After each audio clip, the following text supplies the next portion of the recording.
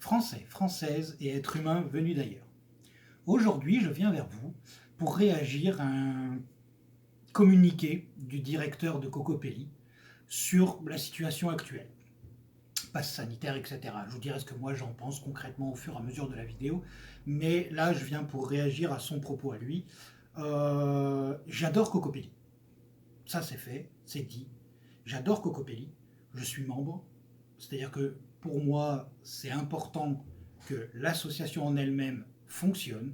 Je crois en leur combat au niveau des plantes. Eux-mêmes, je vais le laisser lui se présenter. J'assume humblement les fonctions de président de l'association Cocopelli, qui, harcelée sans relâche par les pouvoirs publics, lutte depuis près de 20 ans pour la préservation des variétés cultivées libres et reproductibles. Je fais cette vidéo pour répondre à l'homme qui parle à la caméra. Je ne fais pas cette vidéo pour faire le procès de Cocopelli. Je vous mets à la fin de la vidéo complète du directeur de Cocopelli pour que vous puissiez la regarder en entier. Monsieur le Président, le 16 mars 2020, vous déclariez solennellement la guerre. Une guerre engagée contre un ennemi invisible, insaisissable et dont la dangerosité est maintenant largement contestée. Un monstre caché dans le placard. Vous avez réussi, comme la plupart de vos pairs sur la planète, à assigner à résidence toute une population pour une durée cumulée entre les confinements et les couvre-feux de 9 mois depuis le 17 mars 2020 sans la moindre justification sanitaire. Largement contesté, le SARS-CoV-2 tue. Aucun doute là-dessus. Prétendre le contraire vous fait passer au mieux pour quelqu'un ne s'étant pas renseigné, au pire pour un irresponsable. Ici, on voit tous les effets à long terme sur la santé d'autres infections à coronavirus, le SRAS par exemple. Donc on voit bien, vous pouvez lire, mettre pause et lire, donc qu'il y a des vrais dangers sur les coronavirus. Au niveau de la gravité et des symptômes persistants, on voit clairement, pareil, vous pouvez mettre pause, qu'il y a des vrais problèmes. Et là, on voit, non pas depuis le début de l'épidémie, mais on voit depuis le 6 septembre 2020 l'évolution. Le 6 septembre 2020, il y a moins d'un an. Voilà 26 millions de cas, 800 000 décès. Monsieur le Président, les libertés et la démocratie que vous prétendez défendre ne sont que des apparats grotesques qui masquent la plus sournoise des dictatures. Je ne peux pas te laisser dire qu'on est en dictature. C'est pas possible. Alors oui, en ce moment, c'est musclé. Oui, en ce moment, il prend des décisions qui m'exaspèrent au plus haut point. Je ne suis pas macroniste. Je n'aime pas sa politique. Je n'aime pas ce que j'ai vu du bonhomme et je ne cautionne presque rien de son programme. C'est clair et net. Depuis le début, j'ai bien vu qu'il n'était pas au milieu, mais je suis loin d'être le seul à avoir vu qu'il n'était pas au centre, mais qu'il était plutôt à droite. Tous ceux qui ont dit le contraire se mentent à eux-mêmes. Maintenant, une dictature, non. Clairement non. Parce qu'on serait en dictature, il n'y aurait aucune manifestation. Parce que là, réellement, ce serait réprimé. Il y aurait l'armée dans les rues, il y aurait beaucoup plus de répression, et il y aurait beaucoup plus de gens qui seraient enfermés. Ou des gens qui disparaîtraient du jour au lendemain. Donc non, on n'est pas en dictature. Il est du genre autoritaire, ça on ne peut pas lui retirer. Mais on n'est pas en dictature. Monsieur le Président, ce temps est révolu. Le peuple est en marche, et cette fois, vous ne l'arrêterez pas. Le 17 juillet 2021, la France a connu des rassemblements populaires sans précédent. 114 000 personnes anti-vax, complotistes, marginaux, racistes, etc. nous dit-on sans trembler du menton dans les médias.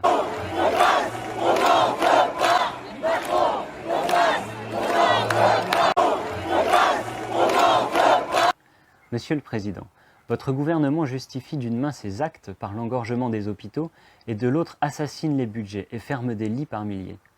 D'une main appelle à applaudir les héros en blouse blanche, en première ligne du combat, et de l'autre leur crache littéralement au visage et les stigmatise à la moindre protestation. Au niveau de l'hôpital, après le Ségur, le gouvernement prévoit un nouveau tour de vis budgétaire. Effectivement, il y a énormément d'économies qui sont faites sur l'hôpital.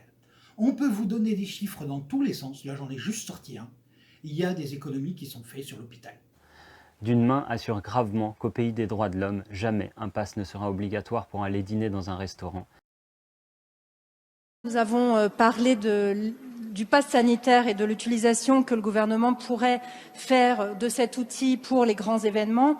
Nous avions souhaité, en commission des lois, préciser et l'indiquer très clairement dans la loi que toute autre personne ne pourrait pas faire usage du pass sanitaire pour conditionner l'accès à un lieu privé tel qu'un restaurant, tel qu'un cinéma, tel qu'une entreprise à la possession d'un pass sanitaire et à la démonstration d'une sérologie négative au Covid-19. Donc je crois qu'il est vraiment important de l'inscrire clairement dans la loi pour que chaque citoyen de notre pays puisse l'opposer à toute personne privée qui pourrait avoir cette idée saugrenue d'imposer de pénétrer dans son établissement à la possession d'un tel pass sanitaire. Monsieur le rapporteur. Avis favorable pour cette précision bienvenue. Monsieur le ministre. Même avis pour le Même avis favorable. Je mets donc aux voix l'amendement favorable commission gouvernement qui est pour, contre, adopté. Et de l'autre l'impose comme si de rien n'était. En complément de la vaccination, nous allons devoir mettre en place de nouvelles mesures pour freiner le virus. Dès le 21 juillet, le pass sanitaire sera étendu aux lieux de loisirs et de culture. Vous n'avez pas donné des messages très contradictoires quand même aux Français ? Non. À tous mes concitoyens, cobayes ou non cobayes à la thérapie génique,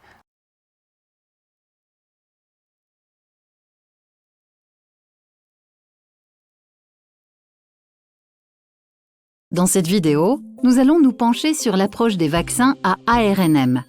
L'abréviation ARNM correspond à acide ribonucléique messager. Il s'agit de molécules messagères similaires à celles que nos cellules utilisent naturellement par milliers. L'ARNM renferme les plans de fabrication des protéines. Toutes les protéines que contiennent les cellules de notre organisme sont fabriquées à partir d'ARNM. Lorsqu'on nous injecte un vaccin à ARNM, on nous administre de l'ARNM qui recèle le plan de fabrication d'une protéine d'un pathogène. Quand le vaccin à ARNM arrive dans notre corps, il doit commencer par s'introduire à l'intérieur des cellules afin de pouvoir accomplir sa mission avec succès. Et sans perdre de temps de préférence, car l'ARNM se redécompose rapidement dans la nature. Une fois arrivé dans la cellule, l'ARNM s'arrime à un ribosome. Le ribosome, qui est en mesure de lire le plan de construction de l'ARNM, fabrique la protéine cible selon les instructions. Dans le cas d'un vaccin, il s'agit de la protéine d'un pathogène. La protéine du pathogène nouvellement produite est transportée à la surface de la cellule, en vue d'être présentée au système immunitaire pour analyse. Ce dernier reconnaît qu'il s'agit là d'une protéine étrangère qui pourrait appartenir à un pathogène dangereux et qui doit être combattue. En réaction à cette protéine, le système immunitaire mobilise un vaste arsenal de mécanismes de défense. Outre des cellules immunitaires spécifiques, notre corps fabrique surtout des anticorps qui combattent et éliminent la protéine du pathogène de manière ciblée. Et afin de nous protéger à long terme, notre système immunitaire se souvient des anticorps qui ont été les plus efficaces contre un pathogène donné. La spécificité des vaccins à ARNM tient au fait que c'est notre organisme qui fabrique lui-même, dans nos propres cellules et de manière naturelle, la protéine du pathogène qui déclenchera la réponse immunitaire. Lors de la vaccination, on nous administre donc uniquement le plan de fabrication d'une des protéines du pathogène et non le pathogène en tant que tel. C'est pas de la thérapie génique, c'est rien de tout ça en fait. C'est un vaccin qui a peut-être des effets secondaires, qui a peut-être des problèmes après. Mais dans l'absolu, on en a besoin. Donc, vaccinez-vous. Le problème du gouvernement, et de nous tous en fait, c'est qu'il y a peu de gens qui sont allés se faire vacciner au début. Du coup, qu'est-ce qui s'est dit ? J'ai besoin que les gens se fassent vacciner. Pas soi. Tout simplement. J'ai besoin que les gens se fassent vacciner pour essayer de sortir de là. Donc après, il s'est dit, mon interprétation, c'est demain, vous apprenez qu'il y a un gaz toxique en ville. Vous n'allez pas sortir, pas sans masque à gaz en tout cas. Là, on vous fournit un masque à gaz. C'est le vaccin, on vous le fournit. Vous avez deux solutions. Soit vous le mettez et vous pouvez sortir pour aller au cinéma, au restaurant. Au restaurant avec un masque à gaz, bon, c'est compris quoi. C'est une métaphore. Et vous pouvez sortir. Soit vous décidez de ne pas le mettre et vous restez en sécurité. En gros, si vous vous vaccinez, vous pouvez prendre le risque de sortir avec des amis, etc. Si vous ne vous vaccinez pas, en fait, vous vous confinez, comme on a fait avant, pour se protéger. Parce que le virus, il est toujours là. Donc soit vous vous vaccinez, soit vous faites méchamment gaffe. Alors autant dans les cinémas, tant qu'on porte le masque, on peut faire un peu comme avant. Autant au restaurant, quand t'es l'un en face de l'autre, je suis désolé, mais s'il y en a un qui est un des dates qui est malade et l'autre non, il y a un moment, il va se passer un truc pas cool. C'est de la logique. Donc, soit vous vous vaccinez et vous espérez reprendre une vie à peu près normale, soit vous ne vous vaccinez pas, vous restez chez vous, ou vous faites le minimum de déplacement. Voilà, c'est logique.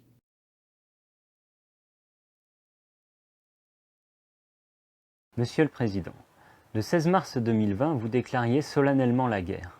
Une guerre engagée contre un ennemi invisible, insaisissable et dont la dangerosité est maintenant largement contestée. Un monstre caché dans le placard.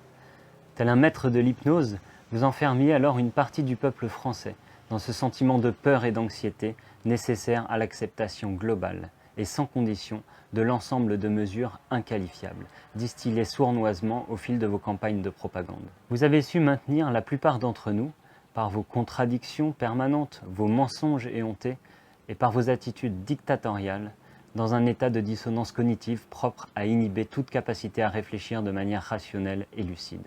Vous avez réussi, comme la plupart de vos pairs sur la planète, à assigner à résidence toute une population pour une durée cumulée, entre les confinements et les couvre-feux, de 9 mois depuis le 17 mars 2020, sans la moindre justification sanitaire ou médicale sérieuse, et sur la base de chiffres intentionnellement mal interprétés, et pour certains complètement faux. Cet acte, comme de nombreux autres, mais la liste est trop longue et de nombreux avocats, scientifiques et médecins la détaillent de manière bien plus professionnelle que moi, constitue une privation flagrante et abusive des libertés individuelles et collectives. Par ces nombreux actes de terrorisme d'État, vous avez plongé intentionnellement le pays dans le chaos. Monsieur le Président, les libertés et la démocratie que vous prétendez défendre ne sont que des apparats grotesques qui masquent la plus sournoise des dictatures. Votre ami Jacques Attali, en 1979, le disait déjà. On fera ce qui est la forme absolue de la dictature, que chacun d'entre nous ait librement, entre guillemets, envie d'être conforme à la norme, et que chacun d'entre nous ait librement, entre guillemets, envie de se comporter comme un esclave, puisqu'on fera en sorte que chacun d'entre nous ait envie d'imiter un modèle, une copie, une sorte d'idéal standardisé que l'on nous imposera de l'extérieur. Vous avez presque réussi à nous l'imposer, cette dictature. Dans un premier temps sanitaire, et pour finir totalitaire, sans trop jusqu'alors de protestation, par peur pour certains d'un virus et pour d'autres de la répression. Monsieur le Président, ce temps est révolu. Le peuple est en marche, et cette fois, vous ne l'arrêterez pas. Le 17 juillet 2021, la France a connu des rassemblements populaires sans précédent. 114 000 personnes anti-vax, complotistes, marginaux, racistes, etc., nous dit-on sans trembler du menton dans les médias. Ces affirmations, à l'image des mensonges permanents de votre gouvernement, se passent de commentaires. Monsieur le Président, samedi 24 juillet 2021, dites à vos chiens de garde de bien compter. Qui sait, nous serons peut-être 228 000. Largement assez en tout cas pour se faire la courte échelle jusqu'au balcon de l'Élysée. Pardonnez-moi, j'en oublie les politesses élémentaires. Je me présente donc.